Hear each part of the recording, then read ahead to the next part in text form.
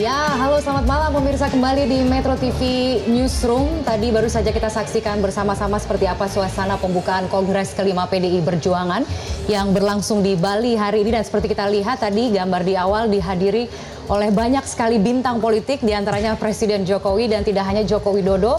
Kongres kelima PDIP juga dihadiri para ketua umum Parpol Koalisi Indonesia Kerja, bahkan Prabowo Subianto juga hadir dalam pembukaan ini. Ini yang kemudian menyita banyak sekali perhatian teman-teman, kehadiran dari Prabowo ini. Tapi kalau kita melihat suasananya kan memang bertabur bintang, semuanya hadir, tidak hanya bintang presiden, politik, ya. Bintang politik. Tidak hanya presiden, ada wakil presiden terpilih, hampir seluruh ketum parpol, koalisi pemerintahan, kemudian juga ada mantan rival Prabowo Subianto. Iya, Jadi makanya ada akur sejumlah semua pihak. dong ya. Akur Iya. semua, duduk dalam satu barisan seperti yang tadi kita lihat juga. Nanti akan kita juga kurang lebih analisa seperti apa sebenarnya kehadiran dari Prabowo Subianto ini di acara Kongres PDIP kelima yang berlangsung di Bali ini. Tapi ada banyak sekali yang mungkin kita bisa komentari soal pidato pembukaan yang disampaikan oleh Megawati Soekarno Putri. Ada banyak sekali sindiran, ada banyak sekali kelakar yang ditujukan kepada semua yang hadir di situ. Mungkin juga permintaan. Ada juga permintaan, tuntutan bahkan. Enggak boleh katanya, cuman sama yang lain. Soal kursi menteri, Iya. gitu. Terus langsung dijawab begitu ya? Langsung dijawab loh bahwa Iya. tenang saja, jangan khawatir, tetap dapat yang paling banyak gitu Iya, kan. memang ajang Kongres kelima PDI Perjuangan di Bali yang mulai dibuka siang tadi ini menarik perhatian publik di tanah air ya, karena banyak yang mengasumsikan ini adalah bentuk salah satu bentuk rekonsiliasi begitu ya, secara visual gitu kan. Kalau konteksnya ya kita tidak tahu, masih ada waktu beberapa bulan ke depan. Tetapi ya, menarik ketika kita mengamati apa yang disampaikan oleh Bu Mega ketika pidato dan juga Pak Jokowi dan gestur-gestur tokoh-tokoh politik yang hadir. Tapi yang paling Termasuk banyak gestur dari peserta banyak Kongres. sekali ya. paling banyak bicara Tidak juga gesturnya Megawati yang sepertinya lebih lincah, lebih ceria gitu ya, lebih lepas dalam berpidato pada hari ini gitu. Iya. Oke, tapi kalau Layaknya Kongres partai pemenang begitu, euforia kemenangan itu Euforia begitu terasa. kemenangan. Begitu Dan ini ya, ketua Kongres umum ini. Parpol memang hadir, tapi kalau misalnya kita amati non koalisi hanya satu yang hadir sebetulnya, ketua umum Gerindra Prabowo Subianto, sehingga membuat orang berpikir apakah ini sinyal bagi Gerindra untuk diterima di koalisi pemerintahan ataupun pendukung Jokowi atau seperti apa. Tapi pada saat tadi wawancara dengan Eva Sundari dari Bali, memang masih belum ada sinyal-sinyal mengenai arah politik itu. Tapi bagaimana kehadiran Prabowo Subianto memang menjadi sebuah tanda tanya besar. Ada apa berikutnya seperti itu. Ya. Oke, kita simak dulu ada salah satu cuplikan pidato yang ingin kita tayangkan, di mana dalam pembukaan Kongres PDI Perjuangan kelima ini yang berlangsung hari ini di Bali, Ketua Umum PDI Perjuangan Megawati Soekarno Putri memang secara tegas meminta jatah menteri kepada Presiden Joko Widodo, bahkan tanpa tendeng aling, Mega meminta jatah menteri terbanyak pada Jokowi karena PDI Perjuangan sudah 2 kali menjadi partai pemenang pemilu. Kita simak pernyataan. Waktu presidennya Pak SBY, saya bilang sama beliau, Pak, saya nggak masuk kabinet. Ditawari 8 apa piro kok. Menteri lo, 10 tahun hidup juga kok. Meskipun anak-anak tadinya menggerutu, ibu gimana sih udah susah-susah berjuang, masa sih nggak ada yang masuk ngomong. Gampang saya juga ngomong. Artinya ngomong saya apa? Kalau lo kepingin jadi menteri, keluar dari PDI Perjuangan. Nggak paten. Tapi kalau nanti Pak Jokowi mesti ada menterinya. Mesti banyak. Orang kita pemenang 2 kali. Betul apa tidak? Saksikan ya. Nah, iyalah. Iya dong. Jangan nanti Ibu Mega. Saya kira karena PDI sudah banyak kemenangan, sudah ada di DPR, sudah begini. Nanti saya kasih cuman 4 ya, mau. Tidak mau, tidak mau, tidak mau.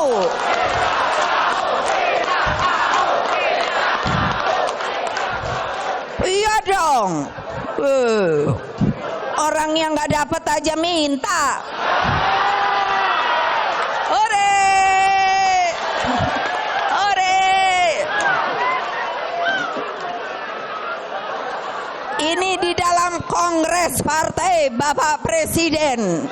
Saya meminta dengan hormat bahwa PDI Perjuangan akan masuk ke dalam kabinet dengan jumlah menteri yang harus terbanyak.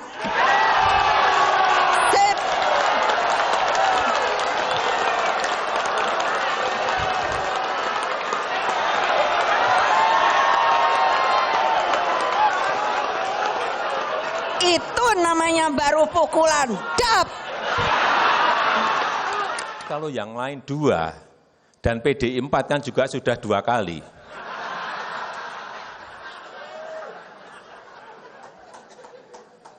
Jadi kalau nanti yang lain 3 mesti PDI belum tentu juga. Tapi yang jelas PDI Perjuangan pasti yang terbanyak. Itu jaminannya saya.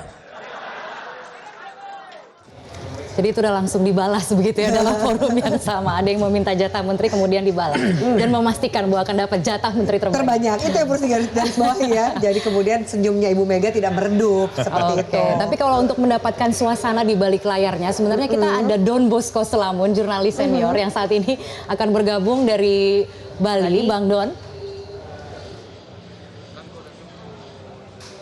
Halo Bang Don. Halo Bang Don. Ya. Mendengar kami dengan baik, Hai, Bang Don, apa Tania. kabarnya?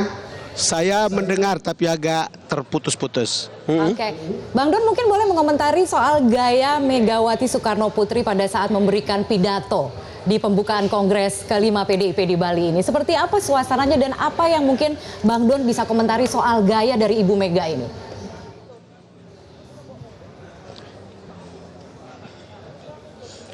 Iya, Tania, Rara, Bahyu, dan Afi. Suasana di sini semua berbaju merah kalau lihat secara fisik. Tapi suasana kebatinan itu sangat colorful. Apalagi setelah kita mendengar pidato Ibu Mega yang menurut saya sepanjang pengalaman saya tidak biasanya. Kali ini banyak guyonnya, lalu kemudian ada seriusnya, dan mungkin menggambarkan posisi batin Ibu Mega yang lagi sangat bahagia atau lagi senang karena menang di Pileg dan menang di Pilpres. Itu kira-kira kesan saya. Yang menarik adalah, yang mengejutkan adalah Ibu Mega tiba-tiba di depan umum minta jatah kabinet yang banyak, sebanyak mungkin. Dan itu mungkin selama ini pernyataan itu menjadi agak sungkan di antara partai-partai koalisi, tetapi menarik bahwa Ibu Mega mengatakan itu di depan umum dan ini disiarkan secara luas dan itu membuat mengejutkan sebetulnya. Itu paling tidak ini agak unik sampai kemudian meminta secara terbuka di depan umum.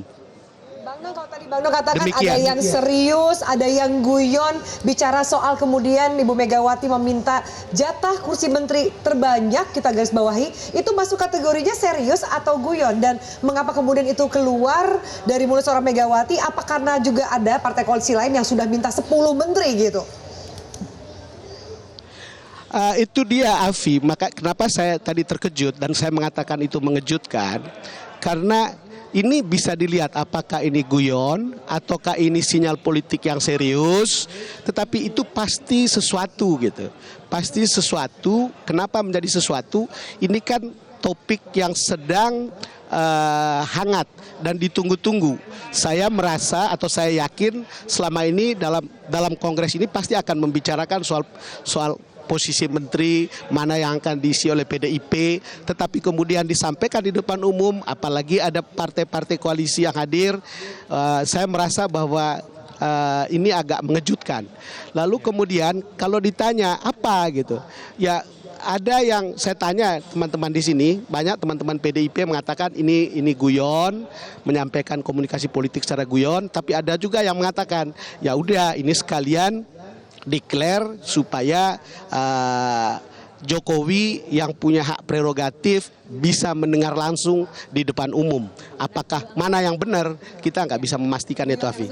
Hak prerogatif yang disebutkan oleh Bang Don, karena dalam sistem presidensial seharusnya presiden ini memang memegang penuh kewenangan untuk menyusun sebuah kabinet. Nah, dengan adanya permintaan yang terbuka secara belak-belakan, meminta jatah menteri yang lebih banyak ataupun terbanyak dibandingkan partai koalisi lain, apakah ini bisa disebut sebagai sebuah gaya tekan yang terbuka kepada presiden? Bang Don menganalisisnya seperti apa? Ada narasumber-narasumber di sini yang mengatakan bahwa ini adalah daya pressure. Tetapi ya ini juga ada yang mengatakan ini adalah sebuah guyon politik. Tetapi yang menarik adalah bahwa kalau kita lihat, ini kan bukan cara-cara Ibu Mega selama ini. Bukan cara-cara yang umum untuk dikatakan di depan umum. Karena misalnya begini, Nasdem atau partai-partai koalisi yang lainnya itu mengatakan itu hak prerogatif presiden. Untungnya Pak Jokowi atau Presiden Jokowi mengatakan jamin bahwa itu akan PDIP akan mendapatkan jatah terbanyak. Berapanya? Itu kata Jokowi itu kan di tangan saya.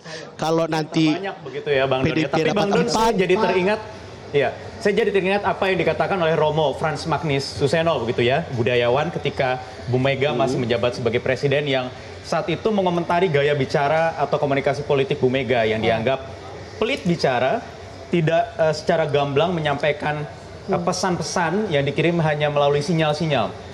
Ini berbeda saat ini, sedikit berbeda tetapi sebenarnya masih sama Bang. Karena ya tadi dibungkus dalam guyon tadi Bang.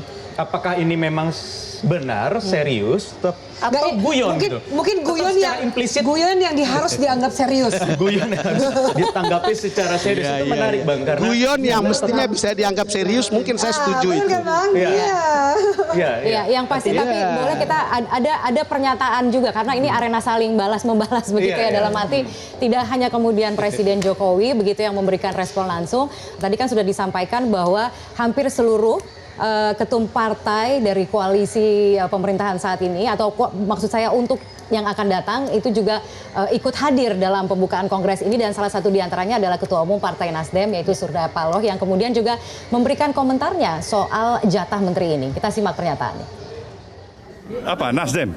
Nasdem nggak ada, nggak tahu dan tidak minta, dan memang tetap komit, ya, artinya memberikan dukungan tanpa syarat, dan itu saya pikir harus kita yakinkan bersama. Dan itu pride saya sebagai pimpinan partai ini. Tidak pernah saya harus bicara 1 minggu yang lalu begini, kemudian minggu ke depan begini. Cilaka kita ini. Satu kali secara resmi saya katakan Nasdem, saya harus katakan benar-benar sungguh-sungguh memberikan dukungan tanpa syarat. Nggak ada urusan itu berapa kursi, mau 1, mau 2. Nggak ada masalah itu. Pak, dengan kehadiran Pak Surya PDIP akan mendapatkan jatah kursi paling banyak. Tanggapan dari Pak Surya Paloh? Ya wajar lah, partai pemenang pemilu kan harus lebih banyak. Pak, dengan kehadiran Pak Surya di Kongres PDIP ini berarti mematahkan isu adanya keretakan antara Nasdem dan juga PDIP ya Pak? Ya memang nggak pernah ada keretakan itu. Ya kalau kita retak, ngapain kita datang? Sempat dikomentari itu juga ya soal adanya gosip begitu ya, keretakan yang terjadi antara Partai Nasdem dengan PDIP, tapi dengan kehadiran Ketua Umum Surya Paloh untuk dalam pembukaan ini tentunya untuk mematahkan itu juga, bahwa sebenarnya hubungannya baik-baik saja gitu. Kalimat paling terakhir itu baik-baik saja. Betul, kalimat itu yang kemudian harus digarisbawahi. Tapi melihat juga tadi komentar di awal adalah soal jatah menteri, tidak pernah menuntut jatah menteri. Jadi siapa sebenarnya dimaksud menuntut jatah menteri ini? Walaupun dikatakan PDIP sebagai partai pemenang tentunya sah-sah saja gitu ya. Mungkin ini beda partai, beda gaya. Beda gaya, beda sinyal. Ada yang udah minta 10 kursi duluan, ada yang nggak lolos ke DPR kemudian tetap meminta gitu kan. Kita harus jeda. Saya punya bocoran katanya ada beberapa plot kursi menteri dan jumlah per partainya. Tapi kita harus jeda sepertinya ya. Kita akan jeda dulu. Kita jeda dulu dan kita akan lanjutkan perbincangannya. Kita masih akan terus menganalisa ada beberapa pernyataan lainnya atau cuplikan pidato, tidak hanya dari Megawati Soekarno Putri tapi juga dari Jokowi juga menyampaikan pidato pada pembukaan Kongres kelima PDIP di Bali. Kita akan hadirkan beberapa pernyataan lainnya. Tetaplah bersama kami di Metro TV Newsroom. Kan asik, masa gini-gini. Kan enggak langsung bak. Nah, tinju aja mana ada tinju begini. Benar apa tidak? Nah iya, kan pasti tinju semua diajarin gini, dak, dak. Sayang saya perempuan, udah gitu cantik lagi. Masa terus saya tinju-tinju? Masa saya tinju sama Pak Prabowo? Tadi ada yang menanyakan pada saya, Bapak kok pakai baju adat Bali? Banyak yang menyampaikan pada saya, kalau tadi Bu Mega menyampaikan, saya kan cantik. Saya pun juga bisa bilang, saya sekarang ganteng.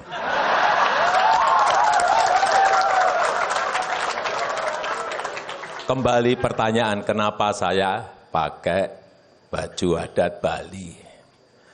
Karena Provinsi Bali kemarin 91,6%.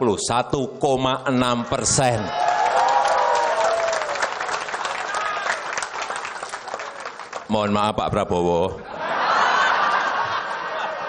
Di Bali memang 91,6% saya menyampaikan apa adanya. Iya, kembali Itu ke salah satu Metro yang TV menarik Newsroom. perhatian ya. Lagi-lagi saling berbalas begitu Iya, ya, saling dari berbalas. Pak Jokowi menjawab apa yang dikatakan Bu Mega dalam pidato pembukaan sebelumnya. Iya. Ini cukup menarik gitu untuk melihat karakter, mungkin kalau Bu Mega hampir sama setiap appearance seperti itu, tapi Pak Jokowi itu yang Pak menarik. Jokowi mengatakan, ya kalau Bu Mega bilang ibu cantik, saya kan boleh ganteng. Ganteng ya, pakai khas Bali gitu ya. Tapi yang lucu juga tadi, ya karena 91,6% gitu kan, mendukung pada saat pemilu presiden kemarin mendukung Jokowi Maruf Amin. Mohon maaf ya Pak Prabowo, kemudian Prabowo ada hadir di sana. Tapi gitu. memang gaya komunikasi Jokowi dalam pidato Kongres kali ini mungkin agak berbeda dengan 5 tahun lalu ya. Agak lebih percaya diri nampaknya, karena kemudian langsung bisa memberikan Dua balasan. periode, Rara. Presiden dua periode pasti Sudah harus percaya diri, Ra. sepatutnya Harus percaya percaya diri, ya. diri. Jadi Artinya berarti tidak dalam tekanan untuk apapun, apalagi untuk menyusun kabinet misalnya. Iya, jadi ada perubahan gaya begitu. Nah, kita bisa kembali lagi ke Bang Don kalau Iya. begitu untuk menanyakan, kalau tidak menanyakan, tapi untuk mungkin bisa memberikan perspektif karena kan Bang Don 5 tahun yang lalu itu juga menghadiri Kongres PDIP Iya, begitu. iya. Nah, mungkin suasananya sekarang sudah sedikit berbeda. Bisa Atmosfernya bagaimana gitu ya? atmosfernya dan seberapa berbeda sambutan terhadap presiden, misalnya seberapa berbeda, dan kemudian juga soal penyusunan kabinet, soal pressure. Iya. Pressure itu kan kelihatan banget diberikan gitu dari berbagai pidato yang disampaikan, terutama yang disampaikan oleh Ibu Mega tadi. Tapi apakah memang pressure itu juga dirasakan oleh Pak Jokowi, dan bagaimana kemudian Pak Jokowi itu mengomentari memang gayanya sekarang lebih percaya diri begitu Bang Don untuk menimpali apa yang disampaikan oleh ketum partainya? Saya kira ketika kita mendengar Pak Jokowi menimpali Ibu Mega, itu mengatakan bahwa hak prerogasi itu tetap pada seorang presiden. Dan kalau lihat, kita harus tahu bahwa Jokowi yang sekarang berbeda dengan Jokowi 5 tahun lalu. Jokowi yang sekarang adalah Jokowi yang sudah tahu betul masalah-masalah kenegaraan dan tahu betul prasyarat-prasyarat untuk menjadi seorang menteri. Jadi memang bukan soal banyaknya yang bisa akan disodorkan, tapi mungkin soal kualitas yang diinginkan oleh Jokowi. Kualitas, integritas, dan track record yang kemudian selama ini selalu dikatakan. Dan saya kira Ibu Mega juga tahu bahwa Jokowi yang sekarang bukanlah Jokowi yang 5 tahun yang lalu. Karena itu saya bisa lihat di pertemuan ini. 4 tahun lalu saya ada di tempat yang sama ini. Dan bagaimana seorang Jokowi ketika masuk tidak disambut dengan meriah oleh teman-teman PDIP. Tapi hari ini disambut dengan meriah. 4 tahun lalu Pak Jokowi tidak ada kesempatan untuk memberikan kata sambutan. Hari ini Pak Jokowi diberi kesempatan untuk memberikan kata sambutan.